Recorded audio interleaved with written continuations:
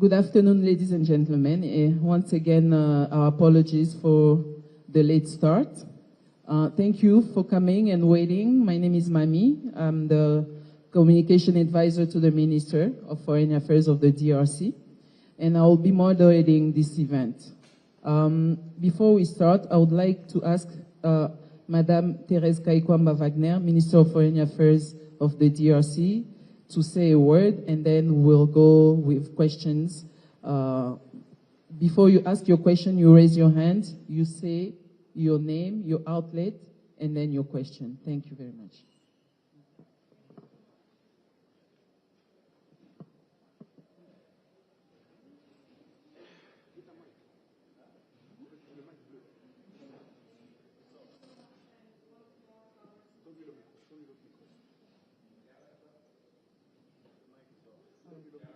Perfect. Thank you. Again, sorry. Thank you so much to all of you for being here, and especially thank you for your patience. Apologies for our late start. I'm sure some, maybe many of you have followed the events of the day, and as you can tell, it has been a very rich day with a series of meetings, and unfortunately this made it a bit difficult for us to respect the timing that we had ambitiously set for ourselves to have this exchange. However, again, I thank you all for bearing with us and for being so patient, and I believe that it was all very necessary, and these were all very useful meetings and fruitful meetings that we had today. So, as I said, we started off today with the signing of the peace agreement between the DRC and Rwanda, a meeting which was attended beyond the USA, of course, our host, also by representatives of Qatar, of Togo, and of the African Union, showing that the efforts for peace in the DRC and the Greater Great Lakes region are a concern not only of a few, but of many stakeholders that have been investing sustained efforts throughout the past months and some even throughout the past years to help us navigate these troubled waters. Following that signature, we had a short bilateral meeting at the level of the Undersecretary at the State Department, followed then by the meeting with His Excellency President Donald J. Trump at the White House, which was also again an opportunity for us to relay our gratitude and our thanks for the exceptional leadership and determination that has characterized the USA's investment and commitment to this cause. I think it was quite impressive to see that in a handful of weeks we made such dramatic progress on an issue that, as you all know, has been one that has been plaguing the region for decades. Of course, as I said in my remarks and in my speech, the work begins now. We have signed an agreement. We have committed to high objectives, of course, to lofty goals, if you want to put it that way. But the true test will be, of course, when the rubber hits the road and when we have to start implementing this agreement and making sure that we honor our respective commitments. So I think this is the next phase that we're looking towards, and of course, as I said, the DRC, the country that has suffered the most, the country whose citizens have suffered the most, is more than ever determined to hold its end of this bargain. So this being said, I look forward to hearing your questions and to having a fruitful conversation with you. Thank you. Thank you very much, Your Excellency. We can start with questions. Please raise your hand, state your outlet, and then I'll pass you the mic.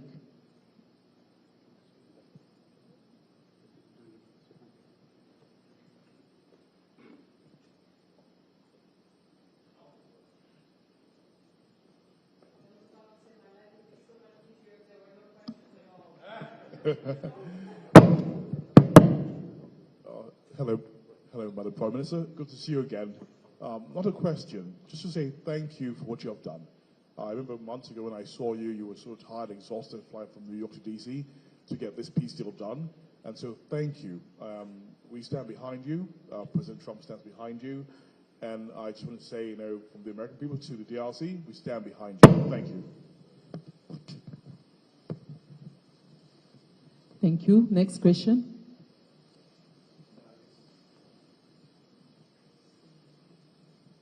Thank you very much, Her Excellency. My name is Franklin Katunda. I'm with RGTV, Congolese American network out of Dallas, Fort Worth. Thank you for this historical day, and we're just grateful for everything you've done as a Minister of Foreign Affairs. The question I have, and it's the question that most of the young folks have here in America, in the diaspora, so as those in Goma, in Kinshasa, and elsewhere, they want to know when and how are we going to implement this accord and everything that was decided today, because most of the folks out there don't know what's in it. And when they know, most of them want to know when will the troops, Rwandan troops, be sent back to where they belong. Thank you. Thank you. Next question. She's going to take a few ones and then answer all at once.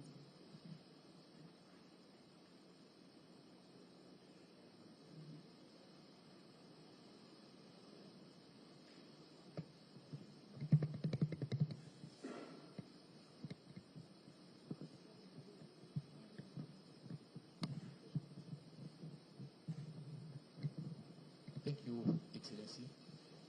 A lot of people were just wondering if the Congolese government went deeply in about to understand what the agreement says exactly, because a lot of people are saying that it looks like something is a kind of high inside. Thank you. One more question.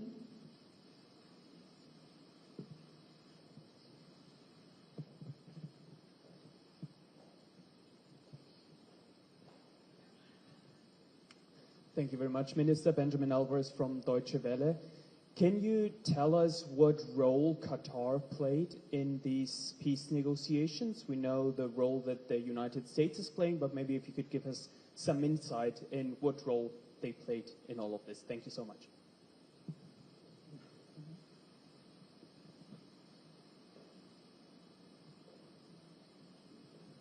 All right. First, thank you so much for these questions, and I'll start with the first one, and it's a completely legitimate one. There is, of course, a lot of curiosity, a lot of expectations, especially for our countrymen and countrywomen who are living still under occupation right now. And so, first of all, when will the agreement be implemented? The agreement enters into force upon its signature. So I think it's very important when we say that the work has now begun, it truly has begun now. So we are not looking at an agreement that is due to be implemented or enter into force in an unforeseeable time. The obligations start at the moment where the signatures have been made on the document. Now, what does that mean concretely? And I know that there are very specific expectations that people have. The agreement is large and covers a lot of issues, but I know that a lot of the attention and focus goes towards the presence of foreign armed forces in the DRC, including foremost the RDF. I think it's important here to go back to what the agreement itself says. The agreement refers to the CONOPS, the concept of operations, a document which was adopted in the framework of the Rwanda process, which has two main pillars and two main obligations, if you want, for the DRC and for Rwanda. Obligations that actually have as a core foundation the acknowledgement, the mutual acknowledgement of security concerns that each of the country has. Our security concern, of course, is the respect of our territorial integrity and the respect of our sovereignty. And that translates into our expectation to see Rwandan troops return to Rwanda and leave the DRC. Rwanda's security concern in the context of the CONOPS was the issue of, or still remains the issue of the FDLR and their neutralization. So the agreement is very clear on this. When it comes to the issue of the Rwandan troops and their presence in the DRC, we speak of a disengagement, or as Rwanda calls it, the lifting of its defensive measures, which is due to be implemented through the framework of the CONOPS. The CONOPS foresees in a sequential approach the withdrawal of the troops as well as operations and efforts towards the neutralization of the FDLR. So again, as I said, the accord or the agreement enters into force upon its signature, and there are mechanisms put in place and foreseen by this agreement precisely to make sure that action follows the words that are that have been pronounced.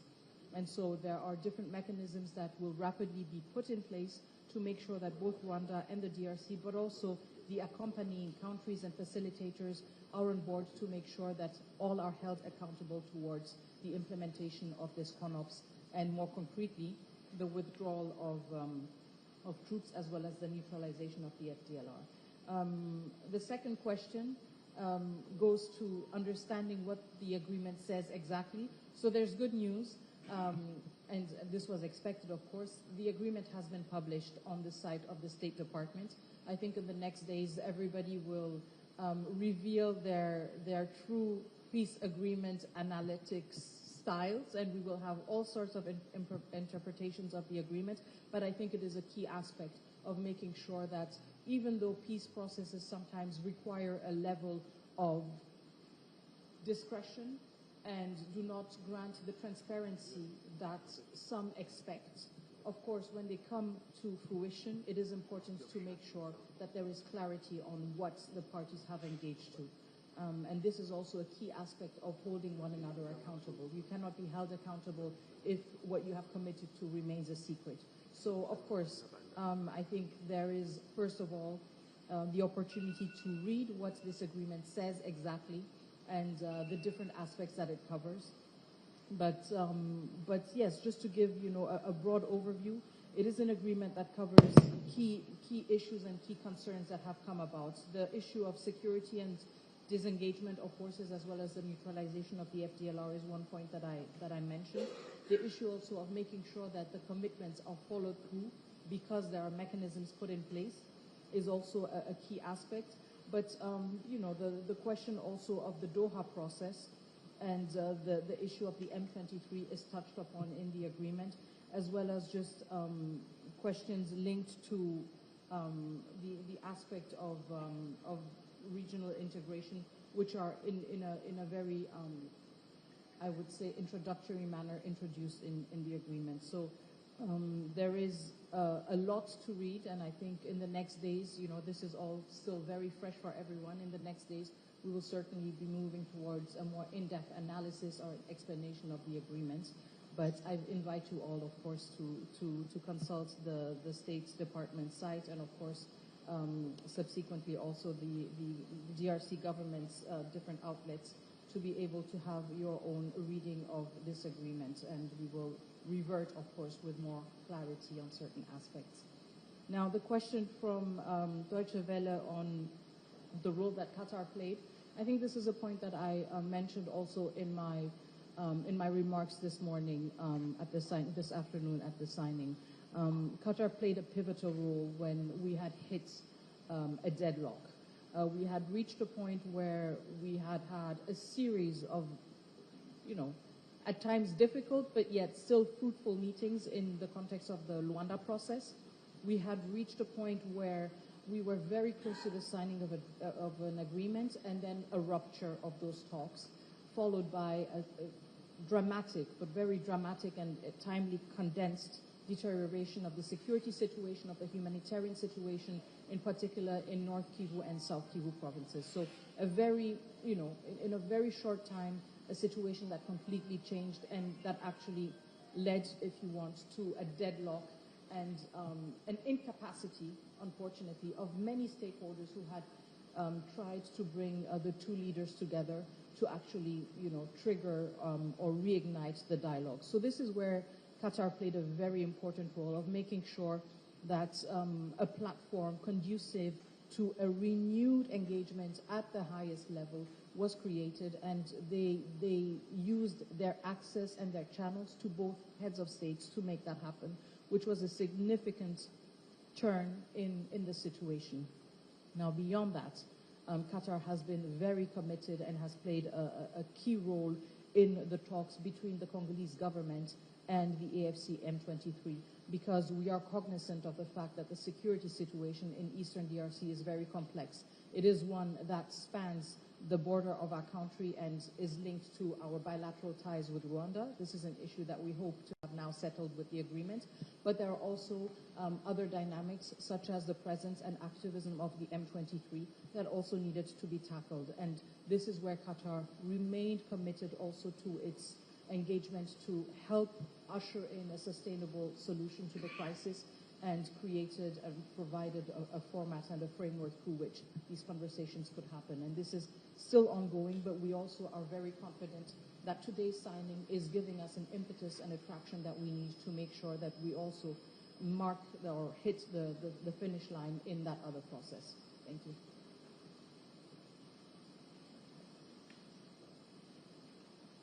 Thank you very much. Next question.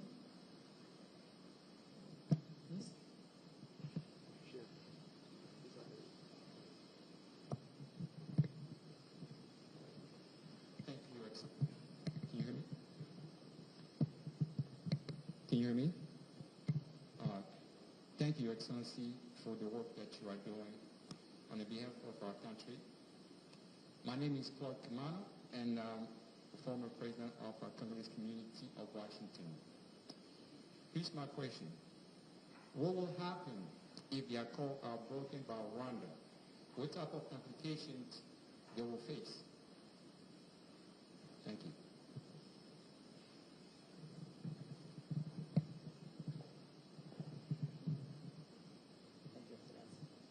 It's not the first time that Rwanda and the DRC. Oh no. Okay, it's not the first time that Rwanda and the DRC will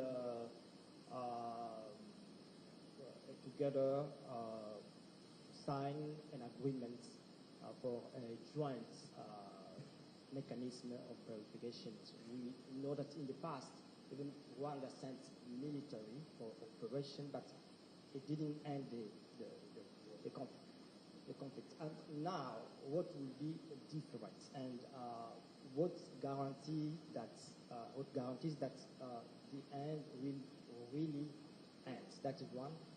And also, I know today you didn't speak about the economical part of the agreement, but can you tell us what will be the Rwanda part of this economical deal when it will be signed?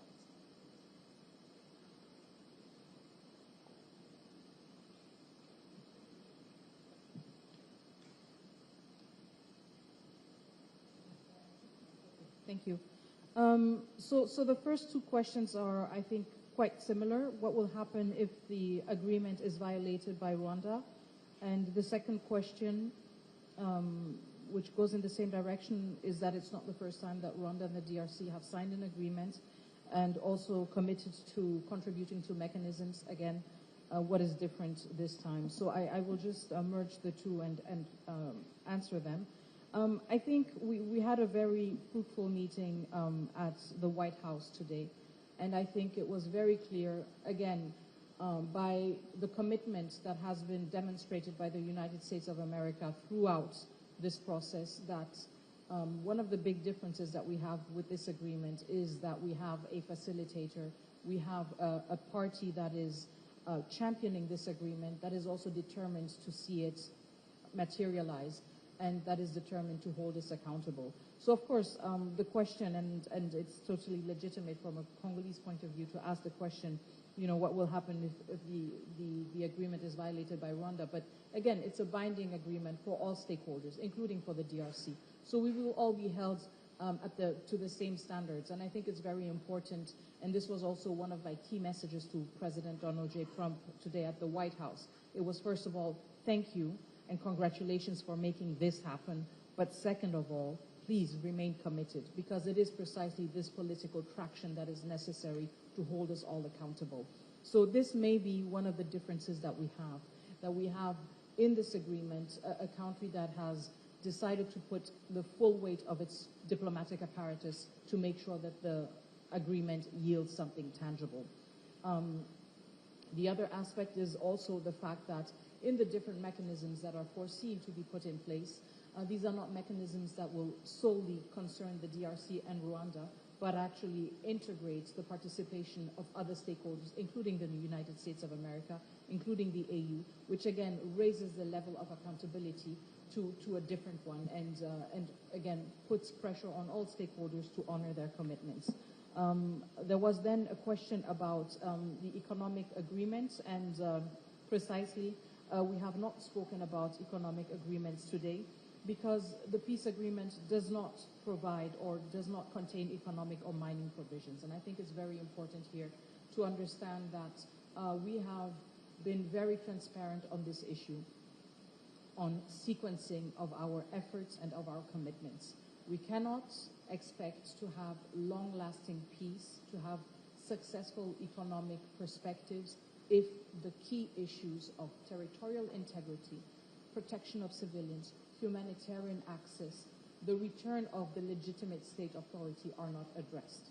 This is not an environment that is viable for any kind of economic investment or for any kind of economic agreement. And so it's important to also understand the fact that there is a very clear and deliberate sequencing here. We're focusing first on restoring state authority. We're focusing first on putting an end to hostilities. We're focusing first on making sure that we regain full control over our sovereign territory. And then, of course, as anywhere else on earth, business can happen. Economic contracts or deals can be signed. But first and foremost, we need to make sure that these aspects are taken into account and materialize. And I think it's very important here to highlight the fact that the element of economic regional integration was always a driving factor in President Félix Antoine Tshisekedi's regional approach to peace and stability within the Great Lakes region, not just with Rwanda, but with all our neighbors. It was his first priority when he was voted into office in 2018 and took office in 2019, to make sure that we build solid relationships with all our neighboring countries, including through economic integration, through strategic integration. And so we're very happy to see that through peace, we can start also gradually looking at these issues. Of course, we have to be cognizant of the realities on the ground. We have to be cognizant of the sensitivities on the ground. And certain things will take longer time because there is a minimum of trust that you need to reestablish before going over to business. And so we will see that these efforts towards regional economic integration will start to take shape peu à peu, also hand in hand with a tracking of how the peace agreement itself is being implemented. And I believe that we have seen it elsewhere. It is a tried and tested recipe to overcome in a long-lasting manner conflict by integrating markets, by bringing people closer together. But of course, this cannot be done without recognition of the human dimension that is at the core of making this vision come to life. So, as I said, we are focusing first and foremost on the peace agreement that will lay the foundation for any economic agreement that is to come. And that includes economic agreements at the regional level, but also at the bilateral level, including with partners such as the United States of America. Thank you. Sure, of course. Of course. Tout à fait. So just for the second question. Oui, tout à fait. Non, nous comprenons tout à fait la préoccupation et le souci de tout le public, en fait, par rapport à la question économique, si vous voulez, qui a souvent été associée à cette question de l'accord de paix. Mais il est très important ici de réitérer que nous avons insisté, en tant que République démocratique du Congo, sur un séquençage clair. Un séquençage clair entre la paix et tout effort d'intégration économique et tout effort aussi de signature de contrats ou de dispositions économiques ou minières. Pourquoi? Parce que nous sommes de l'avis qu'il faut tout d'abord un minimum de paix, un retour de l'autorité de l'État, un retour des populations déplacées, un accès humanitaire rétabli. C'est le minimum qu'il nous faut pour créer un environnement propice à des investissements, un environnement propice à aussi des projets d'intégration régionale. Et donc, nous sommes restés dans cette posture, et je pense que c'est une posture tout à fait légitime, étant donné justement que nous voyons qu'elle a porté des fruits. Et donc, l'accord de paix se concentre tout d'abord sur la création de cet environnement propice. Toute discussion sur des accords à caractère économique, que ce soit des accords bilatéraux ou que ce soit des accords à caractère régionaux, seront évidemment liés étroitement avec la mise en œuvre de l'accord de paix. Et donc, ne seront pas, si vous voulez, dans l'immédiat ou dans l'immédiat, juste après la signature de l'accord. Dans cet esprit, les 90 premiers jours, justement, sont exclusivement dédiés à la mise en œuvre de l'accord et de l'accord de paix. Donc, nous ne nous voyons pas dans une logique d'accord économique de manière précipitée. Pourquoi? Il est très simple. Nous savons de beaucoup d'autres régions que la paix, que la stabilité régionale est très souvent consolidée à travers une intégration, à travers une liberté de mouvement des biens et des individus. C'est une leçon que nous avons tirée de plusieurs autres contextes. Mais nous sommes aussi conscients du fait que toute cette intégration, toute cette mobilité des individus et des biens, elle dépend justement de ces individus, de ces personnes qui, elles, ont survécu à une période extrêmement difficile, extrêmement pénible. Et donc, toutes ces questions d'intégration doivent aussi suivre le rythme naturel d'une population qui est en train de guérir et qui est en train de reprendre la vie normale après une période traumatique. Et donc, nous insistons justement sur un séquençage qui prend cela en compte. Merci. Merci beaucoup, Excellence. Oui, question?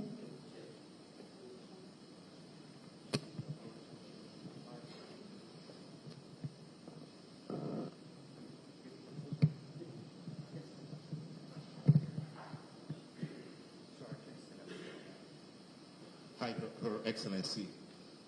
I am Ordinary Emmanuel, CEEC U.S. Chief Representative. First of all, we congratulate you for the work you have done on behalf of the entire nation. My question is very simple. I know you and the President of the country, Felix Tshisekedi, you've been generals in the front line.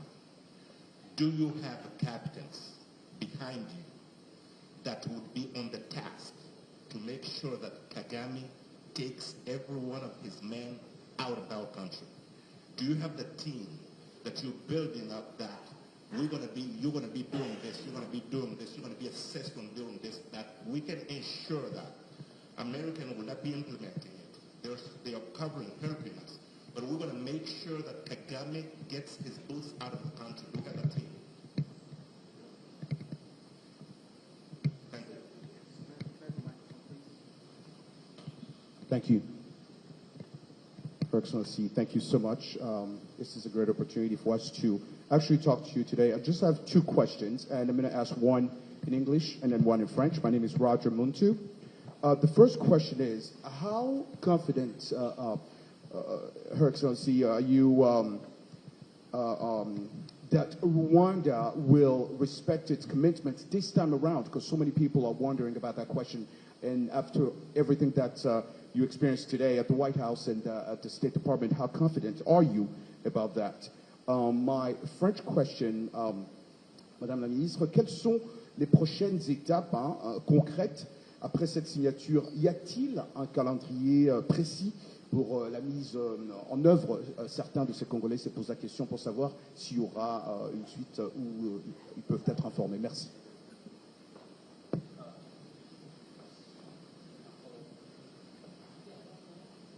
Yeah, Madam Minister, I wanted just to follow up on what you said earlier by just emphasizing what we understood at the beginning, that there is a process of Nairobi and then the process of Rwanda. But now that it's combined with what we have here in America, the question is this. Rwanda has Congo has accused Rwanda of having the RDF along with the M23 coming into our territory, right? But what we don't know is if this agreement is also addressing the fact that Rwanda has brought the RDF into the territory of Congo, and they were accompanying the M23. Because there's two different processes, and what we're trying to understand is how we're going to go by getting the troops out of Congo, the RDF troops, if they are all disguised into the same uniforms as the M23. So it's a little complex issue right there. And then the other question, a follow-up on 2773, the UN resolution. Will Washington agreement be different from everything that was decided between the United Security Council members when they came up with the resolution 2773, which recognized that the M23, along with RDF, have invaded the Congo? Because up until today, Rwanda never agreed that they've done it so. Thank you. Thank you so much. So the first question, do we have a team to follow up on the agreement on the ground? And I think it's a totally legitimate question. I think what we have seen a lot of is our very high-level engagements, of course, and they have been much more covered in the media. First and foremost, the tireless efforts of His Excellency President Félix Antoine Tshisekedi in order to bring back peace in the DRC and the greater region, and as well as other efforts that were carried out through the government. And this maybe overshadows, if you want, other efforts that are ongoing. This maybe creates the semblance or the illusion that this is only where the work is happening. But I think what is important about this specific crisis is that it has made us much more aware also of a lot of shortcomings between the vision and its implementation. And I think considerable work has been invested and considerable efforts have been invested in closing that gap and making sure precisely that we are better equipped, that we are better prepared to face the challenges that we have faced in the past months, in the past years, and also to make sure precisely that this agreement is hopefully the last agreement we have to sign, that this process is hopefully the last peace process that we have to go through. And so in this regard, considerable efforts have been invested. And again, it's just the nature of things that focus, if you want, on the larger figures, if we can put it that way. But it is always a team effort. You have a visionary, and you have those that execute this vision. When we look at even this agreement here, this very monumental agreement signed in Washington, D.C., by me as a Minister of Foreign Affairs, it rests on the shoulders of a team, of a dedicated team that has been working on this tirelessly for the past months, a team of which some members are here with us today. And so, yes, I can confidently say we have the people on the ground, we have the teams that we need, and we have, most importantly, the determination to make sure that we see this through. The determination also to, with lucidity, address the shortcomings that we have to make sure that we never put ourselves in a situation again where we are under such a pressure. How confident are we that Rwanda will respect its commitment? Again, you know, a lot of the diplomatic efforts that we've been carrying out for the past years in light of this crisis has been precisely about establishing responsibilities. We would have never had a Security Council resolution if we had not been so meticulous about establishing responsibilities. And I think this is what is important about this agreement too. We have an agreement that has put in place mechanisms that will hold all stakeholders accountable. Now, when you go through months, years of tensions, of conflicts, even at the diplomatic level, you know, you reach sometimes a level where there is a rupture of trust. And I think this is where agreements are precisely very important, because they lay the foundation for a gradual reestablishing of trust through certain gestures. And I think this is where we need to focus on right now. It would be misguided from us to focus on the distrust that has characterized our relationships for a very long time. I think it's much more important to focus on the opportunity that this agreement provides.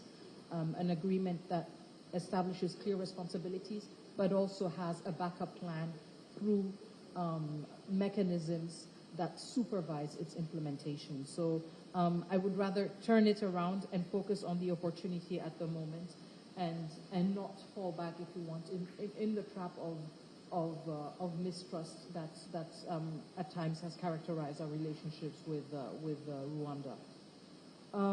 Concretely, in terms of next steps, I think one of the key aspects that the agreement focuses on is precisely the element of the CONOPS. So the concept of operations, which foresees in a very, because it is a concept of operations, so it is a very technical and detailed document that breaks down precisely how we want to go about respecting and implementing efforts towards the security concerns of the DRC and of Rwanda. In the case of the DRC, as I said, it's about the disengagement of forces, and the CONOPS breaks it down in a very elaborate manner. And in the case of Rwanda, it's the question of the threat posed by the FDLR. So I think this is the most imminent next step. Of course, this goes hand in hand with the team that will be put in place to supervise. So the Joint Security Coordination Mechanism, if that's the right acronym, exactly, which will be put in place. So I think that is one of the most imminent next steps. It's precisely putting this team together that will pave the way towards monitoring the implementation of this CONOPS. The question of the distinction of RDF and M23 on the ground. So when we're looking at a disengagement of forces, as you said, and making sure that we are in a capacity to distinguish which are which, and not find ourselves in a situation, if I understand you correctly, whereby some forces would pretend to belong to another. I think here this highlights very clearly the strong correlation between the two processes. If you want, we can call one the Washington process, where we have had the signature of the agreement today, and on the other hand, the Doha process, because the Doha process precisely tackles the issue of the M23. And I think, again, we have made some very important progress in these talks, and we look forward to really, building on today's momentum to make sure that we come to an agreement. And I think through these two agreements, we will have a convergence, and we will have a capacity to establish ways of dealing with the two respective groups that will indeed provide for greater transparency, that will indeed put us in a position to be able to distinguish which elements belong to which forces or to which entity. So I think it's about making sure that we remain committed and we remain on track when it comes to the Doha process, precisely to make sure that we have this convergence and that we have this mutually reinforcing character of the two processes with one another. Thank you. We're just going to take one last question, and then that'll be it.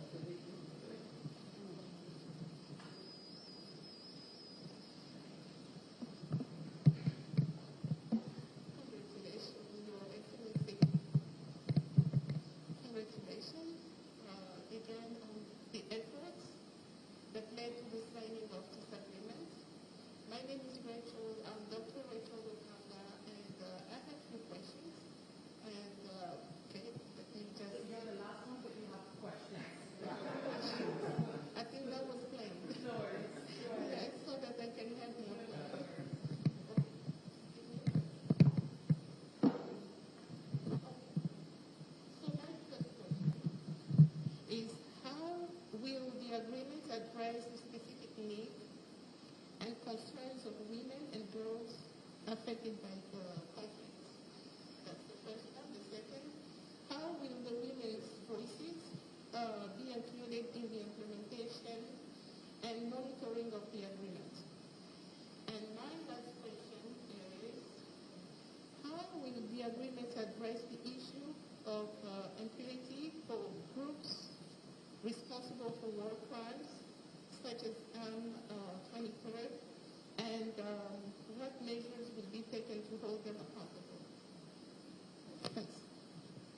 Thank you so much, and thank you for very pertinent questions on issues that we know that there are a lot of expectations about.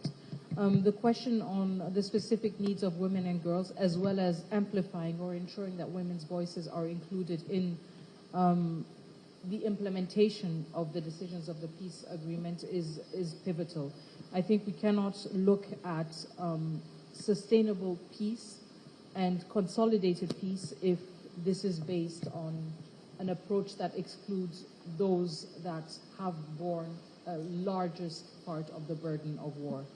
And so when it comes to the specific needs of women and girls, and I know that there will be a lot of scrutiny on the agreement, I think these are issues that are covered especially in the chapters that cover humanitarian access, in the chapters that cover the need for ensuring greater protection of civilians, as well as dignified returns of IDPs and of refugees. And it may not be at the level of granular detail that one may hope or expect, but I think that the agreement has very clear provisions in that regard, and that when we look then at the more concrete implementation of these aspects, these are areas where there is a lot of room for structuring whatever committees, whatever structures that have to be put in place, whatever mechanisms that have to be put in place to make sure that women's voices are included. For instance, when we talk about the question of refugees and of the dignified return of refugees to their communities, this goes hand in hand with the involvement of the Congolese government, of the Congolese customary and local authorities, but also with local communities. And this is where precisely we create the space for women and girls' voices to be heard, also to make sure that returns are done in a dignified manner, but dignified manner means also a manner that is cognizant of the specific needs of different categories of society, and this includes women and girls. So I think, these are areas where in the implementation we will have more room for greater detail, for greater depth that is maybe not reflected in the agreement as it currently stands, but at the same time, which is a lesson that the DRC has learned on many occasions, and which is also a wealth that the DRC has and cannot afford to forfeit in such a critical effort to consolidate peace. The question of impunity is an extremely relevant one. I think it's important to highlight, first of all, that a lot of progress has happened in addition to the peace process in Washington. And as holistic as an agreement seeks to be, very often it cannot be. Very often you will have elements that are not fully or not at all reflected. I think the elements of justice are embedded in the spirit of the agreement, but I think that we also have very important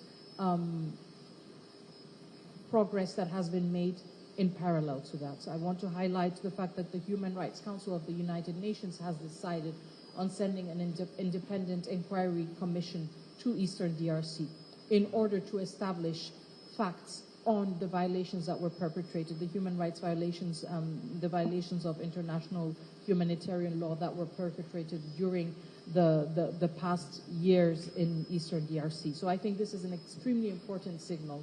Whilst it may not be reflected in an extensive manner within the agreement, this is an important development that has taken place and that is running, if you want, in a complementary manner to all of the efforts that are ongoing in terms of the peace agreement and its implementation. In addition to that, there's also the recent decision of the African courts to consider as receivable the DRC's complaint on the violation of its territorial integrity by Rwanda. So I think what we see and what we have seen in other conflicts is that not all elements that contribute to peace and to sustainable peace are always embedded within one sole instrument.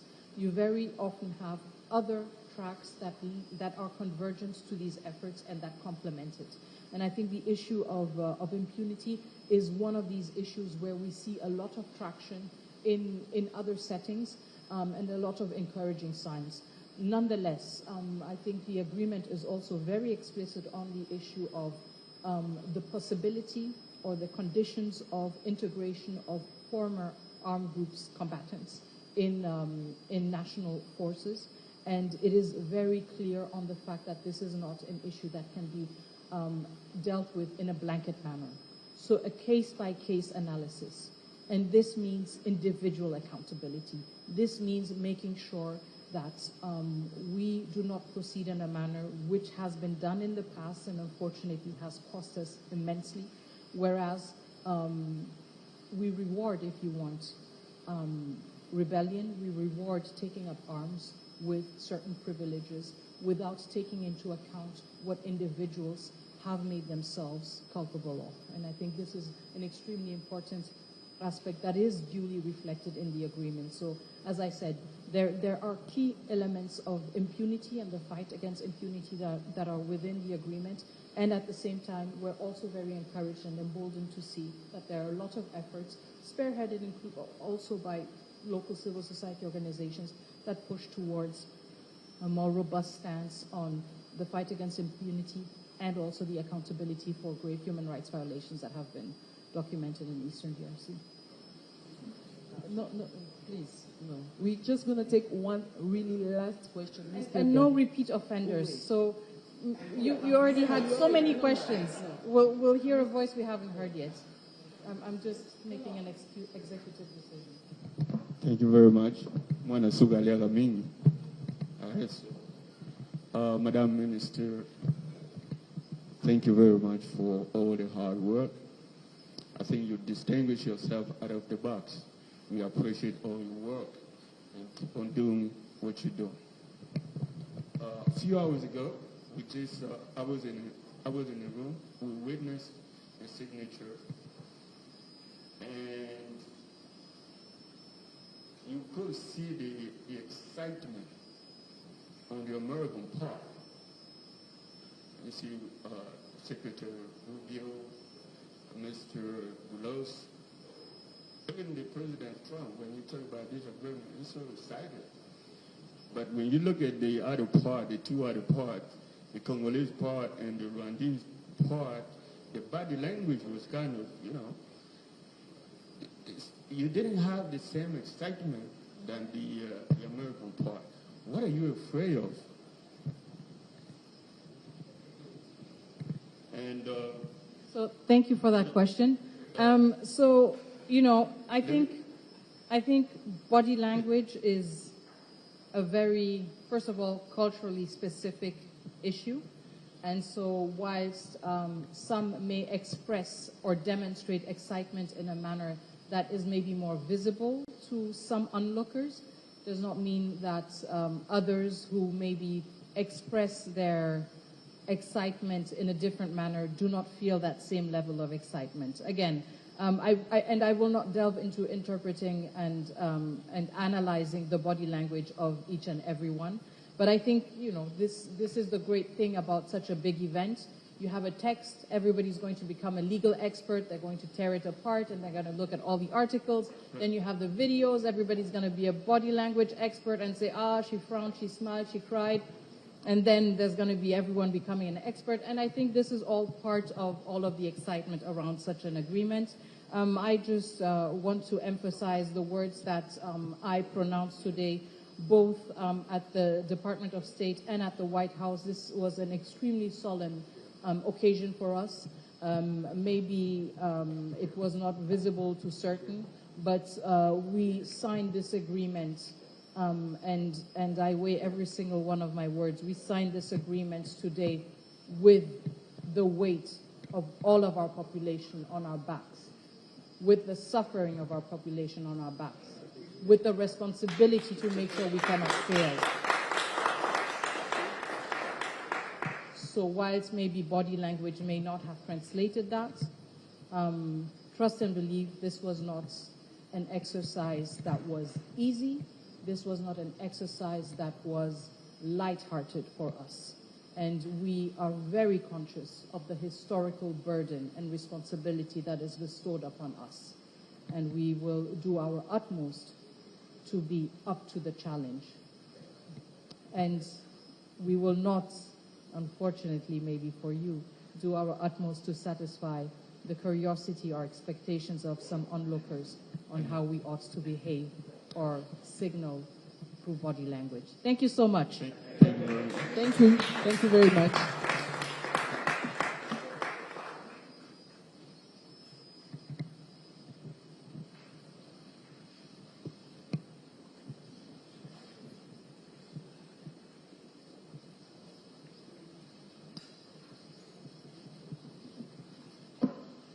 Merci beaucoup d'être passé, d'être venu assister à cette conférence de presse. Nous vous remercions et c'est la fin. Merci.